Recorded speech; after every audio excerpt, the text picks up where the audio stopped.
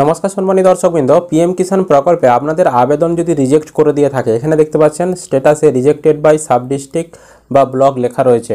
তো যদি আপনাদের রিজেক্ট করে থাকে, সেই রিজেক্ট সমস্যার সমাধান কিভাবে করবেন, কিভাবে আপনাদের ভুল সংশোধন করবেন পিএম কিষাণে, সেটা জমি হতে পারে, নাম হতে পারে, বা জমির তথ্য হতে পারে, বা যাবতীয় তথ্য কিভাবে আপনারা এডিট করবেন পিএম কিষাণ প্রকল্পে এবং নতুন করে আপনারা ভুল সংশোধন করে আবারও আপনাদের আবেদনটা কৃষি দপ্তরের কাছে পাঠাবেন, সেই এডিট প্রসেসটাই আজকের এই ভিডিওতে আপনাদেরকে দেখাবো। এডিট করলেই আপনার কিন্তু সমস্যার সমাধান হয়ে যাবে, যেই কারণে আপনার রিজেক্ট করেছে সেই সমস্যাটা যদি আপনি এডিট করতে পারেন।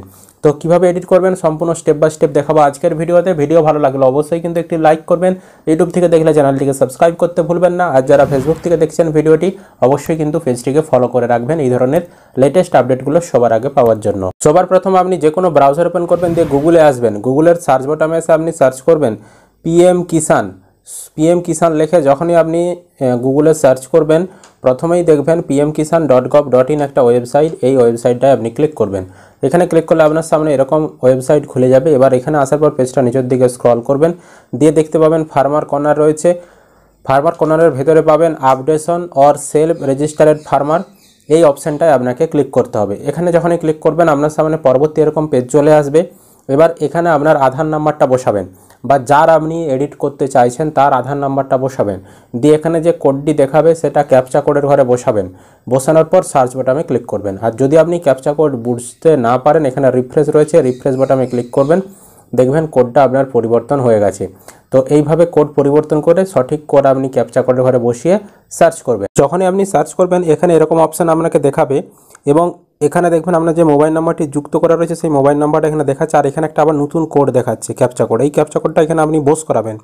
বস করানোর পর নিচে দেখুন এখানে গেট মোবাইল ওটিপি, এই বোতামটা আপনাকে ক্লিক করতে হবে।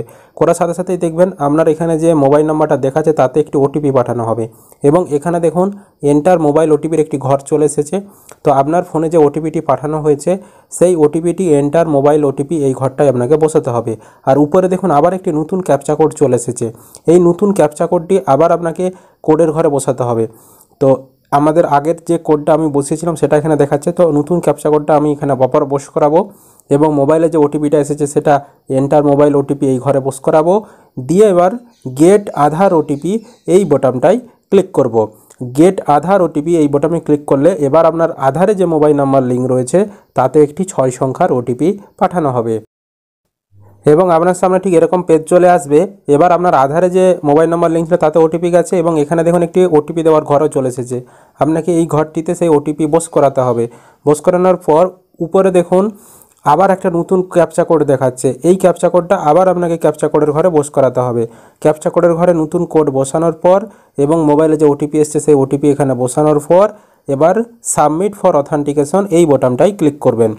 তাহলে এবার মূল যে এডিটের পেজ ওয়েবসাইটের সেটা আপনার কাছে খুলে যাবে। যখনই আপনি অথেন্টিকেট করবেন আপনার সামনে এরকম edit self registered farmer details এই ঘরটি চলে আসবে, এবং এখানে এবার যখন আপনি নতুন আবেদন করেছিলেন যা যা অপশান ছিল আপনাকে বর্তমানে সেই অপশানগুলো আরও একবার দেখাবে। এবার আপনার কোথায় ভুল হয়েছে সেগুলো আপনাদেরকে খুঁটিয়ে দেখতে হবে। দেখুন এখানে প্রথমেই আপনার স্টেট ওয়েস্ট বেঙ্গল লেখা রয়েছে, ডিস্ট্রিক্ট, তারপর দেখুন সাব ডিস্ট্রিক্ট, তারপর ব্লক, তারপর ভিলেজ। যেমন এই উপভোক্তাটার ইনি যখন আবেদন করেছিলেন এখানে দেখতে পাচ্ছেন সাব ডিস্ট্রিক্টের ঘর ওনার ফাঁকা, ব্লকের ঘরও ফাঁকা, ভিলেজের ঘরও ফাঁকা, এগুলো কিন্তু উনি বসাননি। তো এগুলো কিন্তু ওনাকে এই যে এডিটের সময় এবার সঠিক করতে হবে। তো এখানে ওনার সাব ডিস্ট্রিক্টের নাম ক্লিক করলে লিস্ট চলে আসবে, এখান থেকে তার সাব ডিস্ট্রিক্ট, তারপর ব্লকের নাম, তারপর এখানে তার গ্রামের নাম লিস্ট থেকে সিলেক্ট করতে হবে। তারপর ফার্মার নেম ওটা অটোমেটিক আধার থেকে চলে আসবে, জেন্ডারও চলে আসবে আধার থেকে। আর ক্যাটাগরিতে ক্লিক করলে এখানে জেনারেল আদার্স আর SC ST দেখাবে। যারা OBC ক্যাটাগরি তারাও ওই জেনারেল আদার্স অপশানে ক্লিক করবেন, আর জেনারেলরা তো জেনারেল ক্লিক করছেনই। ফার্মার টাইপের ঘরে ক্লিক করলে দুটো অপশান পাবেন, স্মল ফার্মার 1 থেকে 2 হেক্টর যাদের জমি, আর আদার্স মানে আপনার যদি 1 থেকে 2 হেক্টরের বেশি জমি থেকে থাকে তাহলে আদার্স করতে পারেন। তারপর সিলেক্ট আইডি টাইপ আধার কার্ড, এটা সিলেক্ট করাই থাকবে বাই ডিফল্ট, এখানে কোনো কিছু করতে হবে না। আর টাইপ অফ আইডেন্টিটি প্রুফ এখানেও আধার থাকবে, আধারের নাম্বার দেওয়া থাকবে, মোবাইল নাম্বার দেওয়া থাকবে। এখানে আপনার যেরকম আপনি আগে করেছিলেন, তো মোবাইল নাম্বার চাইলে আপনি এখানে ক্লিক করে নতুন মোবাইল নাম্বার কিন্তু এডিটের মাধ্যমে এখানে দিতে পারবেন। তারপর অ্যাড্রেস, আমার আধারে যে ঠিকানা রয়েছে সেটা এখানে দেওয়াই থাকবে, পিনকোডও আধারের পিনকোড দেওয়া থাকবে, এবং আধারে যেরকম বাবার নাম রয়েছে বা হাজব্যান্ডের নাম সেটা এখানে দেওয়া থাকবে, এবং land registration ID, land registration ID যদি আপনার ভুল দেওয়া থাকে আপনি সঠিক করবেন। ল্যান্ড রেজিস্ট্রেশন আইডি আপনি কোথায় পাবেন? আপনার জমির রেকর্ডে দেখবেন উপরে বারকোডের বাম দিকে থার্ড ব্র্যাকেটের মধ্যে একটা নাম্বার দেওয়া রয়েছে, সেটা আপনি ল্যান্ড রেজিস্ট্রেশন আইডির ঘরে বসিয়ে দেবেন। তারপর রেশন কার্ডের নাম্বার যদি ভুল থাকে আপনি এখানে সংশোধন করে বস করাতে পারবেন। ডেট অফ বার্থ আধার যেটা রয়েছে সেটাই থাকবে। আর এখানে দেখুন PM Kisan Maandhan Yojana yes or no, তো এনার ইয়েস করা রয়েছে মানে এনার কিন্তু ব্যাংক থেকে একটা টাকা কাটবে, আর যদি আপনি নো করেন তাহলে কোনো কিন্তু টাকা কাটবে না। মানধন যোজনা হচ্ছে একটা পেনশন প্রকল্পের। আর মেন যেটা জিনিস দেখুন এখানে ওনারশিপ ল্যান্ড হোল্ডিং, এখানে সিঙ্গেল আর জয়েন্ট, আপনার নিজের নামে যদি জমি থেকে থাকে আপনি সিঙ্গেলটাই ক্লিক করে রাখবেন, আর যদি আপনার একটা জমি অনেকজনের নামে মালিক হয়ে থাকেন, সেই জমিটা যদি অনেকজনের নামে থাকে তাহলে জয়েন্ট করবেন। এবার এনার দেখুন অ্যাড ল্যান্ড ডিটেলসে উনি আগে যে জমির তথ্যটা দিয়ে আবেদন করেছিলেন সেটা এখানে দেখাচ্ছে। এনার এখানে খাতা নম্বর, সার্ভে নম্বর এবং কতটা জমি হেক্টরে দেখাচ্ছে। বাকি কিন্তু land transfer status, land transfer details, land date vesting এগুলো কিন্তু উনি দেননি।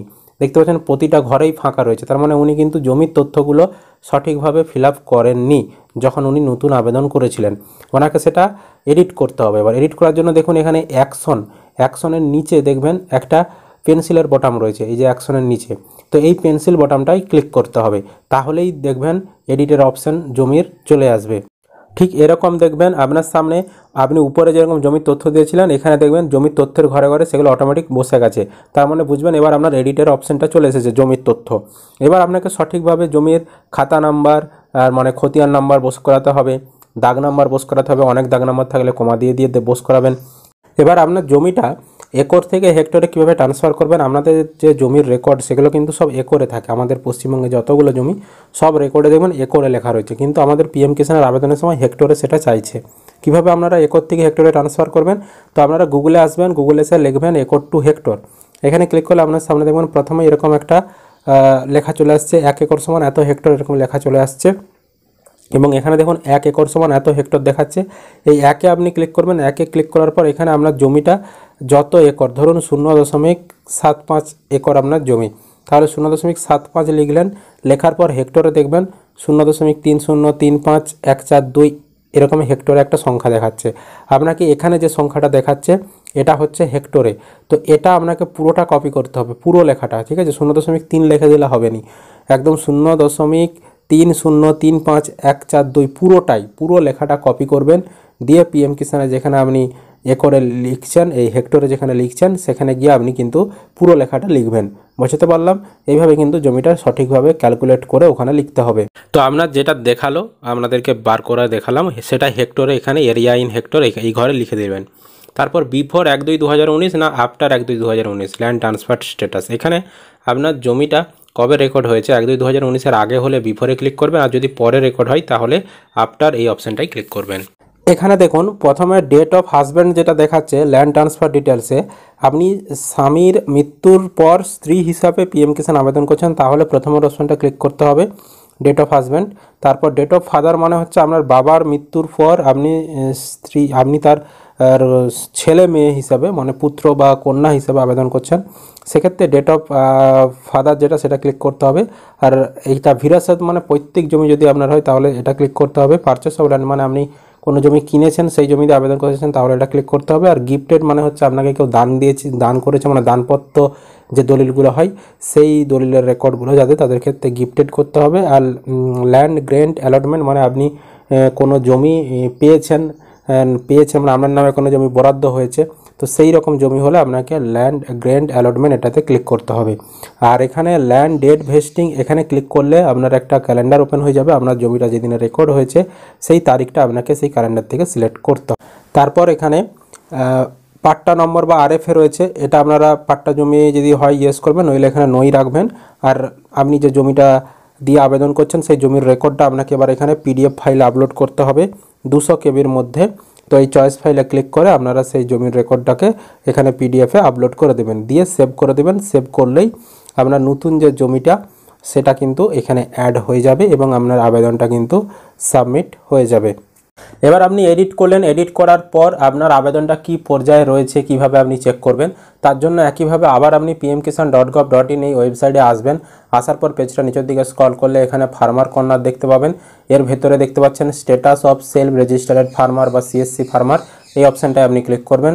তারপর আপনার সামনে এরকম পেজ আসবে। এখানে আপনার আধার নাম্বারটা বসাবেন বা যার দেখতে চাইছেন তার আধার নাম্বারটা বসাবেন, এই কোডটি ক্যাপচা করে ঘরে বসাবেন, দিয়ে সার্চ করবেন। সার্চ করলেই আপনার যে আবেদন সেটা বর্তমানে কি পর্যায়ে রয়েছে, রিজেক্ট যেটা হয়েছিল সেটা আবার অ্যাপ্রুভ হলো কিনা বা পেন্ডিং রয়েছে কিনা সেটা আপনারা চেক করতে পারবেন। এইভাবে কিন্তু আপনাদের যে সমস্যাগুলো আপনাদেরকে দেখাচ্ছে সেই সমস্যার সমাধান আপনারা পিএম কিষাণ এইভাবে এডিট করে করতে পারবেন। তো আপনার কি কারণে রিজেক্ট করেছে অবশ্যই কমেন্ট করে জানাবেন। ভিডিও ভালো লাগলে লাইক করবেন, ইউটিউব থেকে দেখলে চ্যানেলটিকে সাবস্ক্রাইব করতে ভুলবেন না, আর যারা ফেসবুক থেকে ভিডিওটি দেখছেন অবশ্যই কিন্তু পেজটিকে ফলো করে রাখবেন।